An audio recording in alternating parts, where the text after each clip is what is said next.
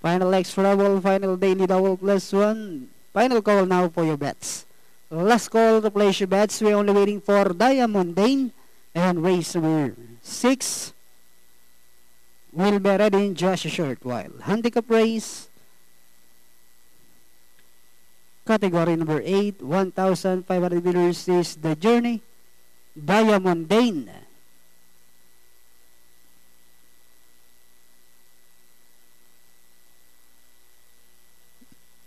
Being loaded, set, ready for racing.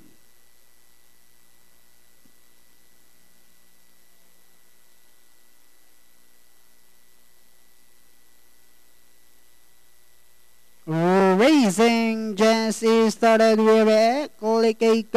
Break quickly to start. Moving up, Aliana Magato in between horses.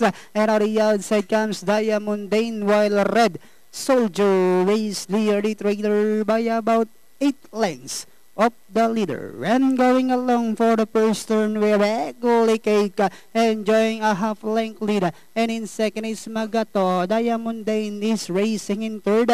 3 lengths further back in fourth comes Aliana. And a long way back to Red Soldiers, who's still running at the tail of the field. Racing down the backstretch, we have Cake enjoying a 3/4 of a length lead. Magato is still in second. 6 lengths further back in third comes Diamond Dane, then comes Aliana, while Red Soldier is still running at the tail of the field.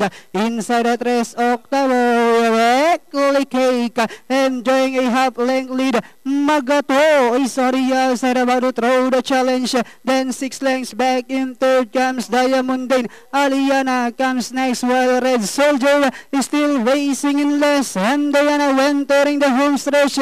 Still 2 runners keep on matching their strides together. Cake is running by the rail. Magato, then here comes Diamond Dane. Now trying to get closer in third. Last 100 meters. Cake, Magato, Diamond Dane moving upon the outside and now saying it's my turn to take the lead. And finally, Diamond Dane.